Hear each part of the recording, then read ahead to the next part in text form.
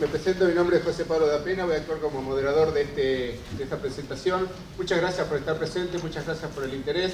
Soy director de la Maestría en Finanzas del Departamento de Finanzas de la Universidad del SEMA y venimos acompañando a EFI desde el inicio. Justamente nos decían que estamos entre las 4 instituciones que lo han acompañado en todas las ediciones y estamos muy orgullosos. En este caso lo que nos motiva es proponerles a ustedes algo que venimos haciendo dentro de la universidad, que es en cierta parte compartir lo que son los datos de las perspectivas de los mercados financieros internacionales. Obviamente no vamos a tener la totalidad del tiempo para cubrir lo que se hace en las reuniones de los clubes de inversores, pero sí vamos a tener la suerte de contar también con 2 profesionales adicionales para que puedan complementar sus posiciones. Y en ese sentido nos acompaña Federico de Marchis. Federico está radicado en Uruguay, trabaja para la Sociedad de Bolsa Polio Hermanos, exactamente. ¿Tu rol cuál es ahí? Administrador de carteras. Javier Epstein. Javier es profesor de la maestría, es director de JP Capital y tiene los cursos que son de Value Investing, con quien hemos discutido muchas veces muchas cosas. Y Julián Siri, que es profesor dentro de la maestría también, es director de Intumetics Finance. Y nuevamente, el objetivo es en este espacio corto de tiempo poder proponerles algún tipo de resultado de lo que se espera para los mercados financieros internacionales, teniendo en cuenta, ya anticipó algo, durante el último año los resultados han sido paupérrimos, salió casi empatado lo que es el mercado de acciones. Quizás uno de ustedes dirá, bueno, en realidad me preocupa más el mercado local, pero tengan en cuenta que con la tecnología, nuevamente con la liberación de las restricciones de acceso al mercado de cambios, es muy fácil invertir en los mercados internacionales, se hace, está al alcance, así que en ese sentido esperamos que pueda ser de utilidad y esperamos que lo puedan aprovechar. Sin más, para aprovechar el tiempo, los dejo en manos de quien comienza. Muchas gracias, José. Bueno, muchas gracias a todos por estar acá. La idea, yo también soy coordinador del Club de Inversores en la facultad, el Club de Inversores UCEMA. Y nosotros ahí, más o menos una vez por mes, analizamos un poco todos los datos de la macroeconomía internacional, vemos un poco cómo es la evolución de los activos financieros y la idea es plantear la información para generar un debate. Eso en la facultad más o menos lo hacemos en 1 hora y media, 2, el desafío es hacerlo en 10 minutos. Pero bueno, la idea por ahí es mostrarles un poco y tratar de dejarles alguna pequeña idea que les pueda servir de utilidad. Bueno, como les decía, arrancamos viendo un poco la parte dura, que son los datos macroeconómicos, que es un poco lo que vino pasando. Y encontramos más o menos una manera interesante de ordenarlo en función de la coyuntura actual. Hoy por hoy, como todos sabemos, estamos en este escenario de evitar esta gran crisis que hubo en el 2008, la gran recesión, como la llaman, que tiene muchas similitudes con la gran depresión de los años 30, pero se está haciendo este intento mediante el quantitative easing, la emisión monetaria, de no hacer el ajuste, de evitar el ajuste del 2008. Como está esto como principal motor, como bien todos sabemos, somos muy dependientes en los mercados internacionales y también en los locales de lo que pasa con los bancos centrales. ¿Cuál es la lógica que tienen estos? Bueno, la lógica es emitir moneda para bajar las tasas de largo plazo. Eso genera que la gente vuelva a comprar vivienda o refinancie su vivienda. Todo esto hace que el consumidor tenga el efecto riqueza, consuma más. Ahí se empieza a mover todo el aparato empresarial, las industrias, los servicios. Todos estos empiezan a contratar personal, se genera empleo, en su conjunto se genera crecimiento, pero como en esta coyuntura que estamos hablando de emisión monetaria, la contrapartida es la inflación, que va a ser el que dé el ok para todo este invento que estamos llevando a cabo. Rápidamente vamos a ver un poco la situación actual de Estados Unidos. ¿Por qué nos concentramos ponemos mucho foco en Estados Unidos? Fue una cuestión de la importancia de su economía, que si bien es una economía bastante joven, pero hoy por hoy es la que lidera los mercados internacionales, bastante agresiva, y lo que pasa en ella pasa un poco en el resto del mundo. Por el lado de la vivienda, ¿qué efecto está teniendo esta emisión monetaria? Los precios, como vimos, ahí está. Veníamos subiendo del 2000, tenemos la crisis del 2008 y toda esta ayuda monetaria hizo la recuperación. A grandes rasgos, en azul tenemos el promedio de las 20 ciudades, después el promedio de Miami y de Nueva York. En el último plazo podemos ver ahí una suba pausada. Después también analizamos todo lo que son los stocks, ya sean las ventas de casas usadas, los inicios de nuevas casas, los permisos. También vimos cómo venía recuperando y ahora con la suba de tasa de interés de parte de Estados Unidos vemos un pequeño estancamiento en ese lado. Después analizamos a los consumidores, o sea, seguimos con la lógica de vivienda, cómo hace el efecto riqueza, además de la reflación de las acciones. Pero bueno, el principal ahorro que tiene la gente que le fue quitado en 2008 es la vivienda. Los consumidores recuperaron su nivel de ingreso, pero no a los niveles pre-crisis. El consumo de esta gente, cuánto están gastando en retail sales, en las ventas minoristas, viene decayendo después del gran estímulo.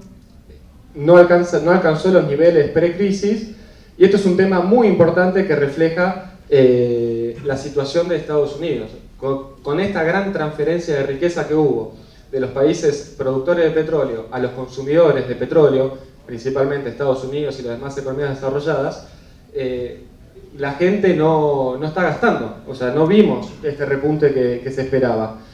Siguen ahorrando. ¿Y por qué siguen ahorrando? Porque estamos en un ciclo de crisis de deuda de largo plazo. En el 2008, acá vemos cómo la gente se empezó a desendeudar, el consumidor, y cómo sigue ese proceso de desendeudamiento.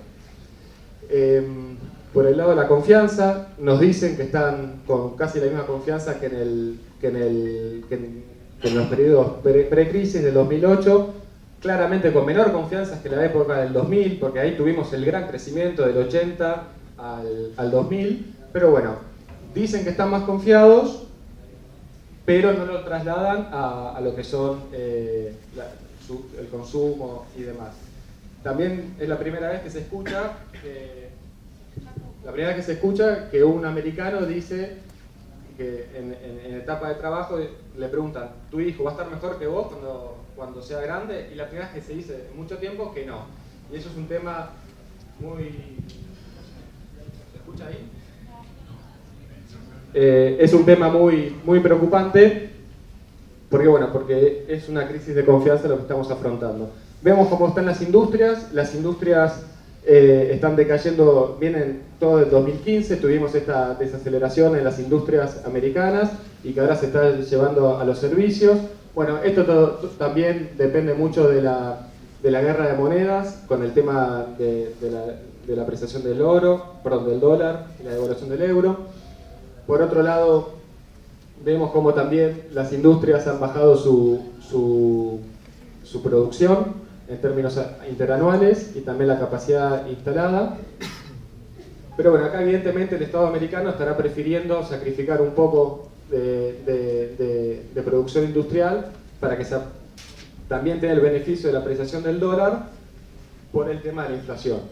Un poco la idea es analizar todas esas variables.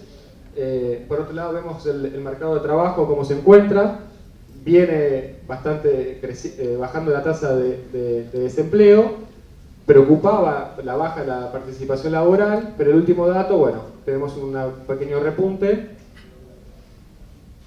Tenemos el crecimiento que me gusta decir subsidiado del 2%, ahí a costas de todo este estímulo que se sigue haciendo.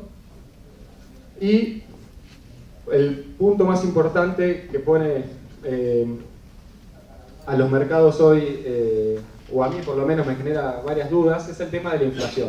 ¿Por qué? Porque uno que veía, todos estos programas de estímulo monetario eran viables siempre y cuando no hubiera inflación. ¿Y qué estamos viendo en Estados Unidos? En Estados Unidos estamos viendo que por más que hubo 2 años de grandes caídas del precio del petróleo, vemos que la inflación núcleo, acá por ejemplo tenemos el PCE, que es el favorito de la Fed, que mira el Banco Central de Estados Unidos, vemos cómo viene subiendo, a lo mismo que la inflación general, y un poco están subiendo también cómo se rompió al alza los salarios, la inflación salarial. Si bien la inflación general en verde está por abajo, porque es el efecto de las materias primas, esto denota o genera la duda que después de 8 años de emisión monetaria, cómo se está trasladando a la economía núcleo.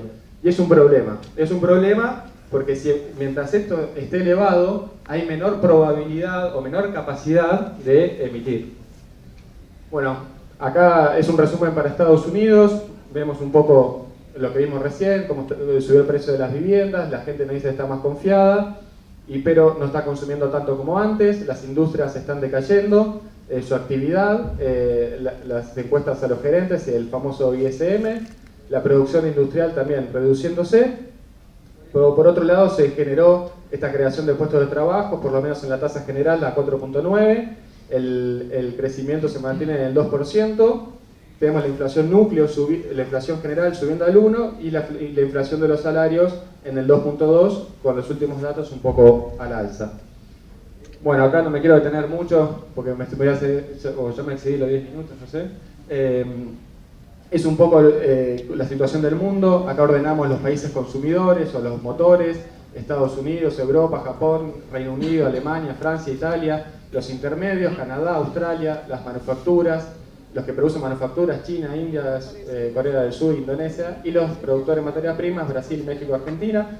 Estos son 15 países que reúnen el 70% del PIB mundial.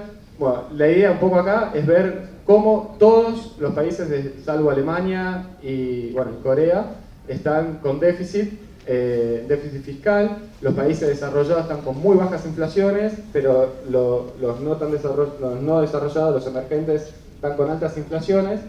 Y acá un poco el cuadro es este, ¿no? El escenario que veníamos describiendo es cuánto es la emisión monetaria que han desarrollado estos grandes cuatro, ¿no? Estados Unidos, Europa, Japón y el Reino Unido.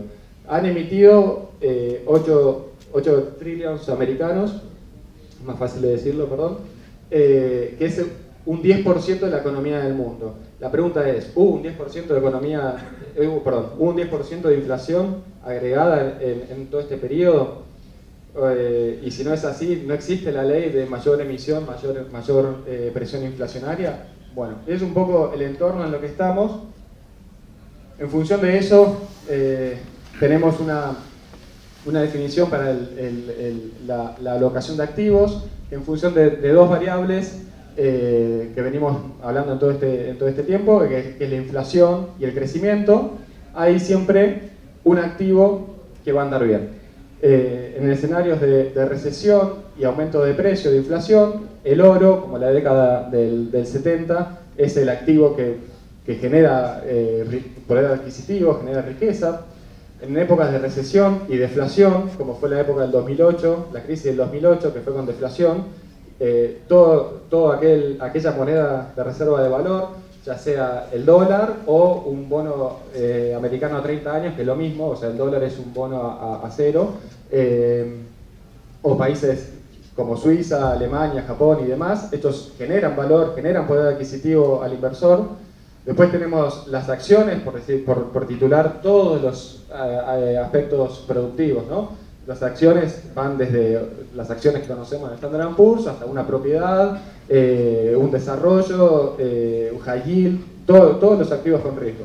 Y por último tenemos los commodities, que es difícil, o sea, si hay un escenario de inflación y crecimiento, está demostrado que los commodities no se pueden fiscalizar, por así decirlo. Se genera un mercado negro, un mercado paralelo, y siempre van a tener un valor que no se va a poder controlar. Bueno, ¿cómo ha sido la evolución de estos activos en estos últimos 5 años? El oro venía de una gran suba que llegó a los niveles de 1900 aproximadamente. Vino bajando porque empezamos a tener un crecimiento con una baja inflación en el mundo y también en Estados Unidos, en el mundo en general. Pero bueno, los últimos datos, evidentemente el oro lo ha registrado. Acá tenemos esta pequeña suba que nos está dando una señal. Me parece que es para tenerla en cuenta. Pero al mismo tiempo vemos la tasa a largo plazo de Estados Unidos, el Treasury a 10 años, vemos como acá en el 2013 con el famoso tapering de Bernanke, subió la tasa al 3% y hoy con una suba efectiva de la tasa de interés estamos al 1,84. O sea, los inversores que están diciendo con su plata están diciendo que están viendo poca inflación y o crecimiento en un promedio de 10 años. O sea, como que siguen pensando que estamos en un modelo mundial de la economía japonesa. Por otro lado, las acciones vivieron toda esta, como decimos, reflación, que fue bueno, el crecimiento con poca inflación, que acá se vieron muchas cosas, o sea, se vio toda la reducción de las tasas de interés, la eficiencia en la tecnología, se aprovechó todo ese despido masivo y se contrató efectivamente nuevo personal, y bueno, y todo eso generó que las empresas aumentaran la eficiencia, pero las ventas aumentaron, pero no tanto. Entonces la pregunta que llega ahora es, ¿cuánto las empresas tienen para seguir mejorando sus ganancias sin que suban las ventas? Y por otro lado, la pregunta que yo me hago es ¿cuánto puede subir la economía sin generar inflación? Entonces ahí volvemos al punto, o sea, la Fed ¿qué va a hacer? ¿Se va a quedar atrás de la curva o adelante de la curva? ¿Va a dejar que haya inflación o va a salir a seguir subiendo las tasas de interés? Y por último, los commodities, como vemos, empezaron su depreciación en el 2011 y terminaron de capitularse en el 2014 y 2015 con todo lo conocido sobre el aumento de la oferta del petróleo y demás, bueno, que implica otros temas, pero bueno, no me quiero extender más. Espero que se hayan quedado con alguna cosita por lo menos de todo lo que dije y bueno, se le cedo a Javier.